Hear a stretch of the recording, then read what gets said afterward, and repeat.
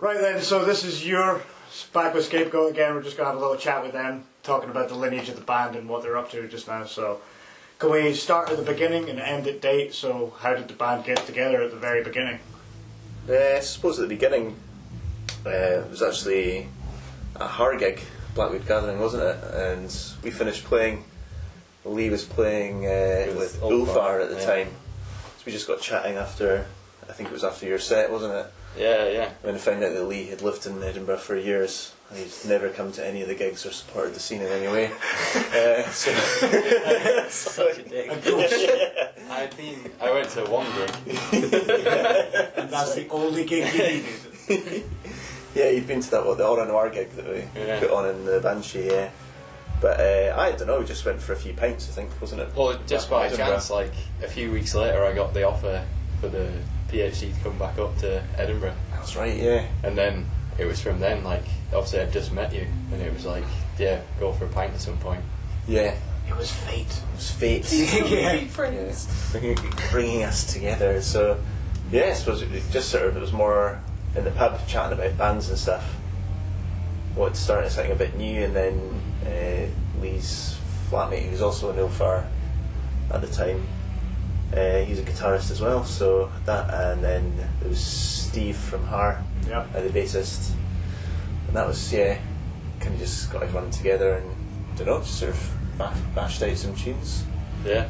Well, that was back, 2015-ish sort of time? Yeah. So, yeah. I moved up in January 2015, so it was probably by like April, I think we had our first jam, maybe. And I don't know when that first thing came out. Was it 2017, 16? The EP thing that we released. That came out in December 16, I think. 10 Elgin. Yeah. Tiny necking, that one. So, sort of just built towards that, really. And then... So how did this man get into the mix then? Don't know, he just turned up one day. So not looking cute. It's not... Sponsor a bassist? Yeah, so like... Dying fetus gig, unfortunately. It was, yeah. So I had a couple of member changes. Guitarist Adam, he moves back down to Cumbria. Yeah. And then Steve just decided one band was enough, so he's sticking with her, nothing else. But yeah, it was Ali Lauder that brought us together, wasn't it? It was like what a man. Sort of psychoptic Dying Fetus and Tomb gig, yeah. Literally just ran up to me and went, "You like black metal? Yeah. You play bass? Yeah. You need to meet my friend. What? This is Hamish. Hi. This is what's happening now. Yeah, pretty much. And then get the awkward message 2-3 days later, like, so above my band. Yeah. The same process though, like we went out and had a beer. Yeah. Always beer. Yeah. And then can you be social with each other, then the music will follow, sort of thing. Soon after, went to the jam, but yeah. So, can you outline some of the bands that were influential at the beginning, the things that you either wanted to replicate or sound like, or things like that? Which bands what made you want to make this band in this style? Yeah, we should probably, before doing that, we should probably say Ben plays in the band as well. So there's a member who's not here. Okay. But he lives in Glasgow, so we don't speak about him. He's a wicked stray. Yeah.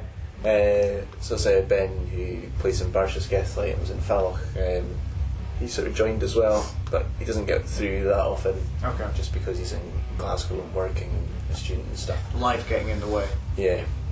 But he's the fourth member, so we should probably just aim on direction at Ben as soon as he's not here. Yeah. I don't know, with influences, definitely more on the atmospheric side of black metal, other than the horrible, discordant, dissonant stuff. Yeah. But a whole range of bands, I don't know, probably all slightly different. But I think, we bring all our, obviously when we were writing the other songs, it was the other team members, but we all kind of brought our own influences in, really, didn't we, from other genres as well, not just... So you weren't all singing from the same hymn sheet, but you had similar interests and climbs. So. Yeah. It's like we all had a similar taste in the middle. Overlap. There's an overlap, but yeah. Yeah, it's all fairly diplomatic as well, it's, there's not any one person writing all the stuff, so we're all sort of checking in ideas and being, one wee slant on things. But yeah, I suppose things like I don't know, like Cascadian black metal, the Quebecois stuff, Eastern European, that kind of stuff. Yeah. All sort of more atmospheric-y. Very vast and epic sort of stuff. Yeah. Oh yeah. Naturey. I don't know if that is that even a word. It's not a word. Naturey. Well, that Or kind the of French leads stuff on to as the well. next question, is like, what is with the name? I can't say any of the fucking song names either. Yeah, that was also going to be like a little cliff note to this. What's with all that?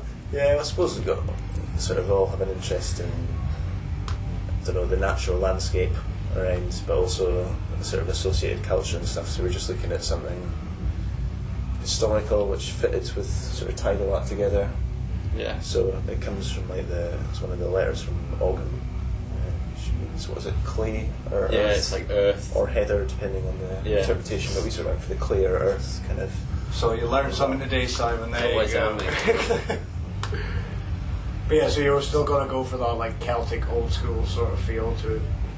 Yeah, I'd say like as a starting point, I don't know, I've also had an interest in sort of like Celtic, Pictish, Highland history and stuff, like, so I looked at sort of previous stuff like the Vostok stuff I did, and Lee's got like quite into his history and geology and all that kind of stuff. So Prehistory and geology. So there's a bit of crossover. It's not Alpha it's not stuff, exclusively Celtic, I'd say. You know, Scottish. We like thought, well, at least UK wide. So we're looking at all the sort of Cumbrian stuff as well. Yeah. Now I guess we'll need to Jersey history, We've got all the Jersey history as well. I need to get in there. Incest and pedos, done.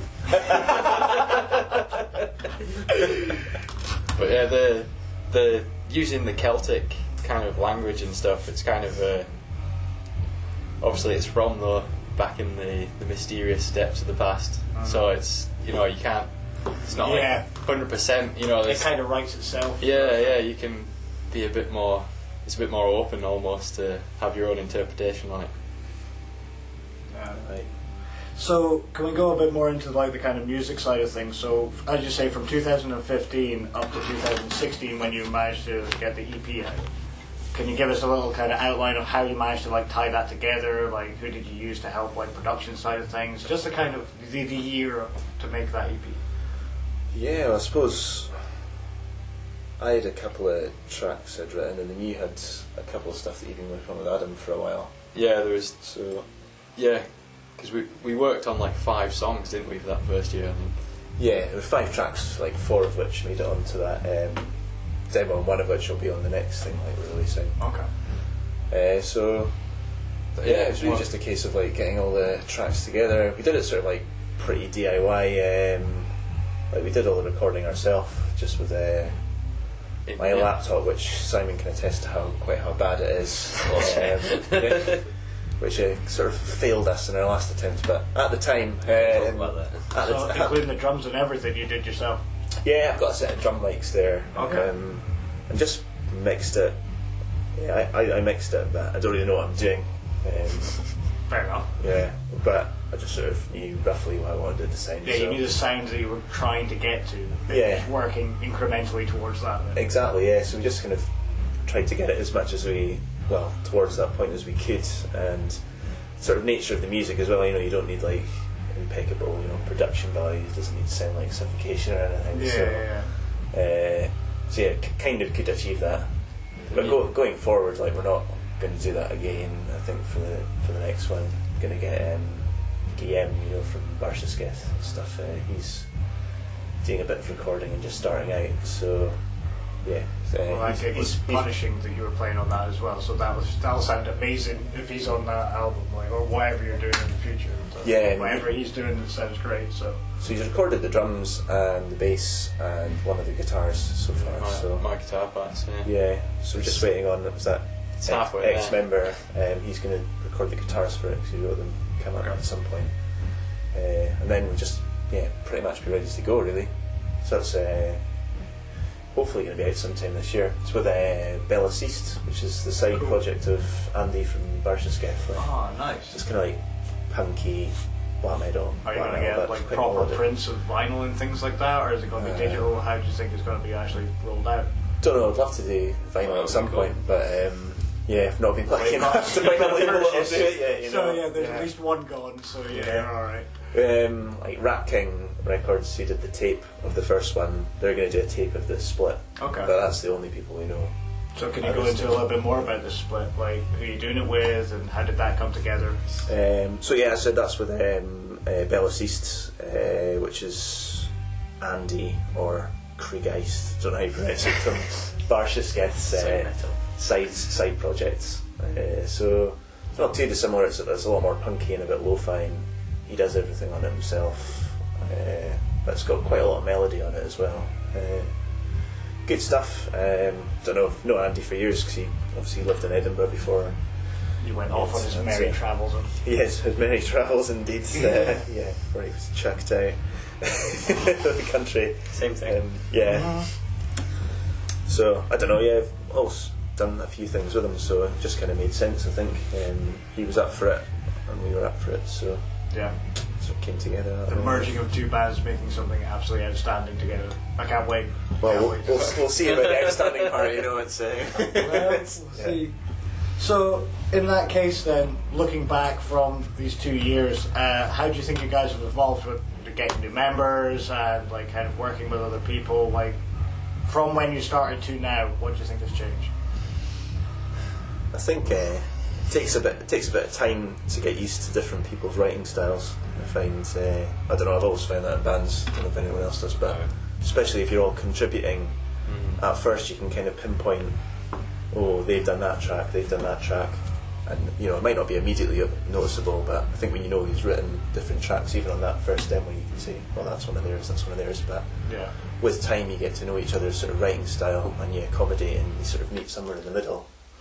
And yeah, that's when it sounds like really cohesive. So hopefully, we're moving in that direction. But there's a lot of punk in my sort of you can be the judge of that. Well, I'll need to hear it first before I can tell. I'm waiting about a year and a bit for the next instalment. So That's true, actually. Yeah.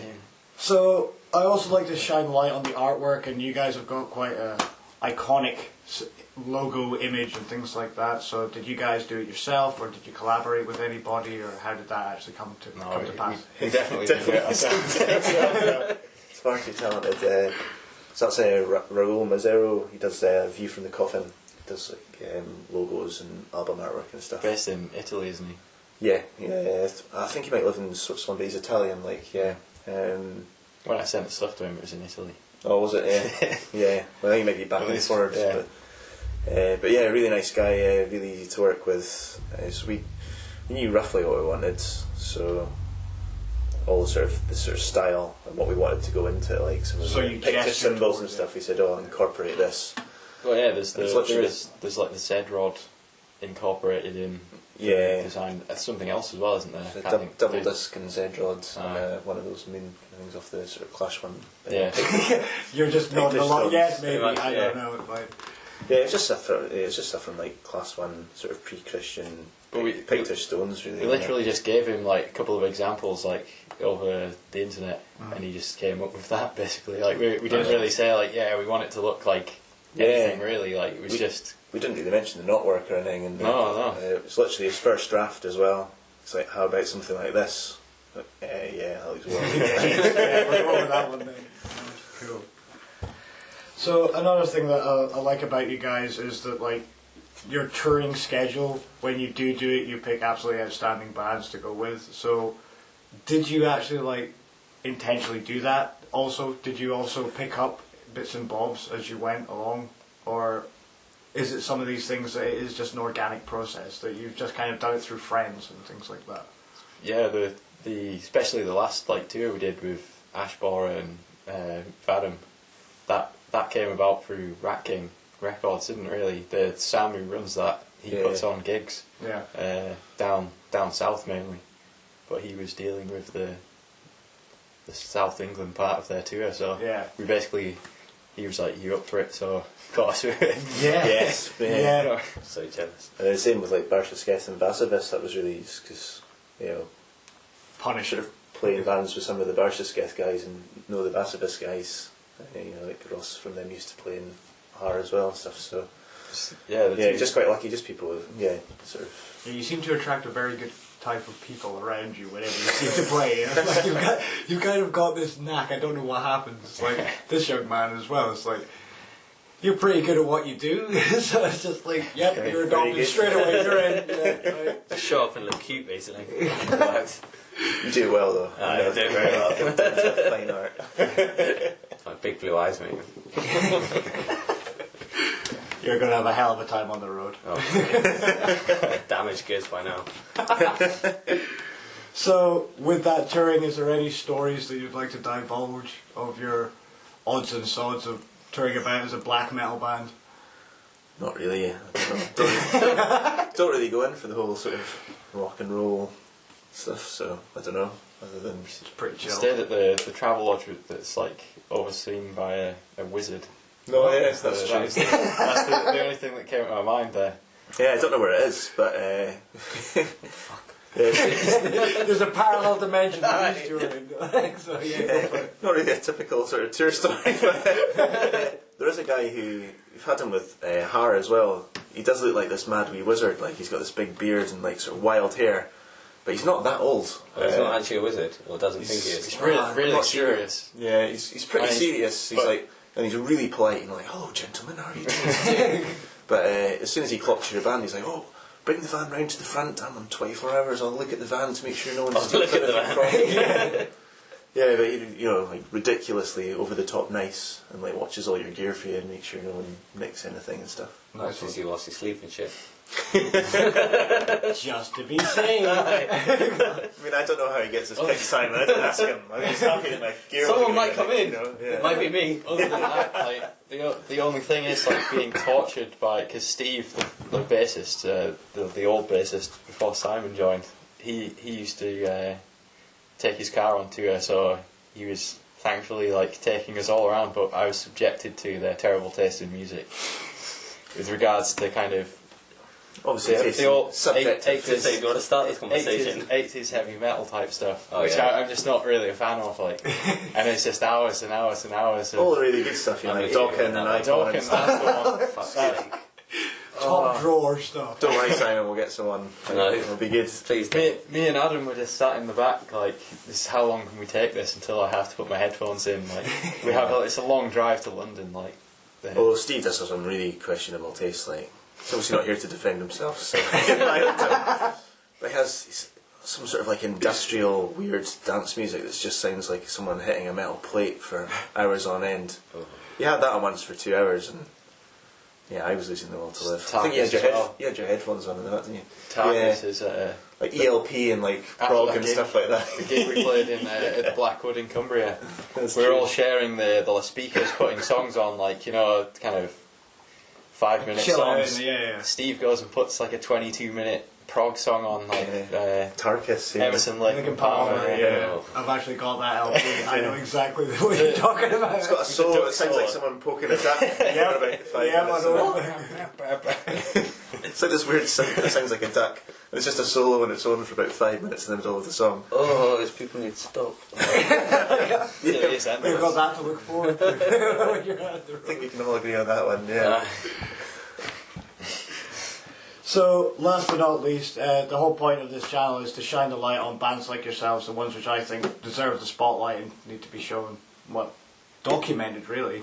So, is there any other bands that you think which are either up or coming or good, or someone that you need to see that needs to be gone and seen? So, anyone that's off the cuff? Sort of UK bands or just in general? Just in general, man. Like, even if they've got a good live show, anything really. Oh, there's loads, aren't there? Like, it's on the spot though. I think like for death metal, like Vasavis, I think are one of the best bands going in the UK, like live and on record as well. Yeah, the front man They're is terrifying. Yeah, like, Like, actually, yeah, he absolutely says he's going to murder you. Like, yeah. That's what you want with death metal, though. Yeah, he was absolutely petrifying, and he was about 5 foot away from me, and I genuinely wanted to leave. Amazing. Because he was like right in my face. Like, What was quite strange, like, I remember in Newcastle being on the merch stand and he was next to me at some point, just like drinking, and then the next minute he's there on stage, like completely like into it, like completely different person. Like, just having quite a nice conversation with him, but and then he just as you say. the switch gets flipped, and yeah, he's just a terrifying bloke. think UK wise, well, I think Barshasgeth are like really up there. Not just because you know them, but they are like a top drawer band. So, any thoughts?